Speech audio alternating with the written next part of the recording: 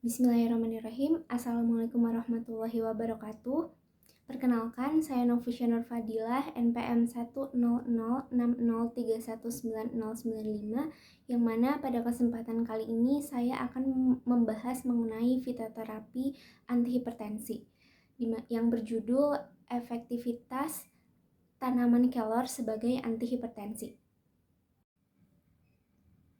Hipertensi atau tekanan darah tinggi merupakan peningkatan tekanan darah sistolik lebih dari 140 mmHg dan tekanan darah diastolik lebih dari 90 mmHg pada 2 kali pengukuran dengan selang waktu 5 menit dalam keadaan cukup istirahat atau tenang, dan dianggap parah apabila tekanan tersebut di atas 180/20.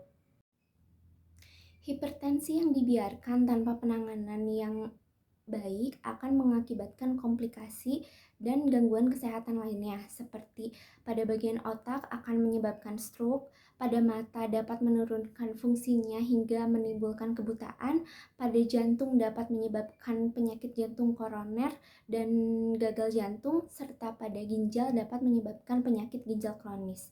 Dan berdasarkan data yang dimiliki oleh WHO, diketahui bahwa hipertensi merupakan penyakit yang menjadi penyebab kematian yang memiliki peringkat nomor 1 di dunia, dan jumlahnya diperkirakan akan terus berkembang seiring dengan meningkatnya jumlah penduduk di dunia. Dan menurut Kementerian Kesehatan Republik Indonesia, prevalensi hipertensi di Indonesia sendiri sudah mencapai 34,11% dari populasi. Oleh karena itu, diperlukan suatu upaya untuk mencegahnya. Salah satu tanaman yang dapat bermanfaat sebagai antihipertensi yaitu tanaman kelor dengan nama ilmiah Moringa oleifera. Tanaman kelor ini merupakan tanaman herbal yang digunakan karena bermanfaat bagi kesehatan karena mengandung berbagai komponen bioaktif termasuk vitamin, asam fenolik, flavonoid, tanin, saponin, dan kandungan lainnya dalam jumlah yang signifikan yang bermanfaat sebagai tanaman obat. Dan pada beberapa penelitian yang telah dilakukan, ditemukan bahwa sebagian besar bagian kelor itu dapat dikonsumsi dalam bentuk makanan dengan cara direbus dan dalam bentuk minuman yang dibuat menjadi teh atau jus. Dan terdapat pula beberapa penelitian yang menggunakan daun kelor ini untuk diteliti dengan cara diekstraksi menggunakan pelarut etanol 96%. Dan berdasarkan penelitian yang telah dilakukan, diketahui bahwa hampir seluruh bagian tanaman ini mempunyai kandungan yang berkhasiat sebagai antihipertensi dan penyakit degeneratif lainnya. Namun, memang sebagian besar penelitian banyak yang menggunakan daunnya. Hal ini karena berdasarkan penelitian sebelumnya diketahui bahwa senyawa yang berkhasiat untuk mengobati penyakit degeneratif itu paling banyak terkandung pada bagian daunnya. Berdasarkan penelitian yang telah dilakukan, daun kelor mengandung beberapa senyawa bioaktif seperti nitril, mustard oil glycoside, dan juga thiocarbamate glycoside, yang mana senyawa bioaktif ini dapat digunakan untuk menstabilkan tekanan darah. Senyawa bioaktif ini bekerja secara sinergis dalam efek terapeutiknya seperti menurunkan kadar glukosa darah, anti kanker, antibakteri, anti jamur, neuroprotektif, kardioprotektif, antiinflamasi, dan juga modulasi sistem kekebalan tubuh. Daun kelor juga bersifat diuretik karena mengandung air yang tinggi dan juga terdapat senyawa polar seperti flavonoid, saponin, dan asam organik lainnya yang dapat menghambat reabsorpsi tubulus air dan ion ke dalam tubulus ginjal sehingga menyebabkan diuresis, dan dampaknya yaitu terjadi penurunan tekanan darah. Selain itu, pada daun kelor juga mengandung vitamin C, kalium, magnesium, dan kalsium. Vitamin C pada daun kelor ini dapat meningkatkan fungsi endotel melalui produksi nitrat oksida. Jika kadar nitrat oksida meningkat, pada hal ini dapat menyebabkan relaksasi endotel dan bersifat sebagai vasodilator sehingga dapat menurunkan tekanan darah. Kalsium yang terkandung dalam daun kelor juga dapat menurunkan aktivitas renin-angiotensin sehingga terjadi perubahan angiotensin 1 menjadi angiotensin 2 yang dihambat sehingga menjadi vasodilatasi pembuluh darah dan menyebabkan penurunan tekanan darah resistensi perifer sehingga dapat menurunkan tekanan darah.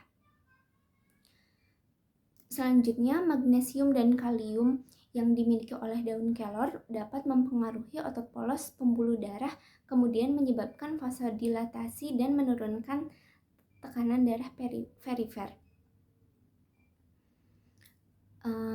Pada kalium ini dapat bekerja dengan meningkatkan ekskresi natrium dalam urin yang membantu melebarkan pembuluh darah dan mengubah interaksi hormon yang mempengaruhi tekanan darah. Hal ini terbukti karena memang terdapat beberapa penelitian yang menyebutkan bahwa ekstrak dari daun kelor itu yang diberikan pada penderita hipertensi dengan hiperkolesterolemia juga dapat menurunkan kolesterol LDL, trigliserida, dan meningkatkan kolesterol HDL-nya. Dan berdasarkan data jurnal yang direview, terdapat banyak jurnal yang menyatakan bahwa memang tanaman kelor ini efektif dalam menurunkan tekanan darah. Di antaranya yaitu hasil uji efektivitas teh daun kelor terhadap penurunan tekanan darah yang dilakukan terhadap 30 klien hipertensi di daerah pedesaan terpilih, di mana peneliti tersebut menyatakan bahwa sebelum intervensi 8 peserta memiliki hipertensi ringan, 17 peserta memiliki hipertensi sedang, dan 5 peserta memiliki hipertensi berat. Dan setelah intervensi 20 peserta memiliki tekanan darah yang normal, 7 peserta memiliki hipertensi ringan, dan 2 peserta memiliki hipertensi sedang, dan hanya 1 orang yang mengalami hipertensi berat. Kemudian penelitian lain juga yang dilakukan oleh Silas pada tahun 2018 yang bertujuan untuk melakukan pengujian terhadap rebusan daun kelor terhadap tekanan darah penderita hipertensi yang mendapatkan hasil bahwa terjadi penurunan tekanan darah sistolik dan diastolik yang signifikan. Selanjutnya terdapat penelitian lain yang menyelidiki dan membandingkan pengaruh daun dan biji kelor pada tekanan darah dan kemungkinan efek penghambatan daun dan biji pada beberapa enzim yang terkait dengan hipertensi, yang hasilnya menunjukkan bahwa terdapat penurunan yang signifikan pada tekanan darah sistolik dan diastolik. Selain itu, pada tikus hipertensi yang diberikan makan berupa biji kelor dan diet suplemen yang daun kelor memiliki efek antioksidan yang signifikan lebih tinggi dibandingkan dengan tikus yang hipertensi.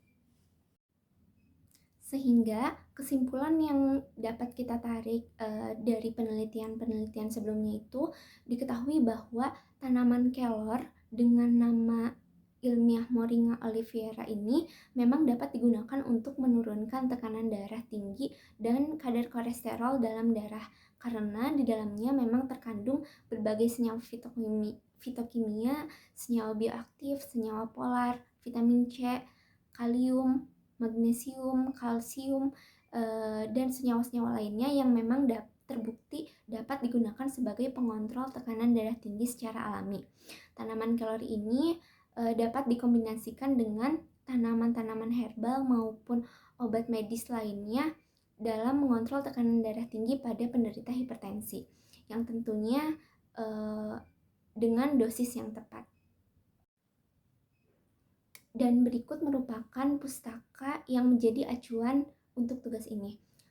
Mungkin cukup sekian yang dapat saya sampaikan pada kesempatan ini. Terima kasih atas perhatiannya dan mohon maaf apabila terdapat kesalahan. Semoga bermanfaat. bermanfaat. Billahi taufiq wal hidayah. Wassalamualaikum warahmatullahi wabarakatuh.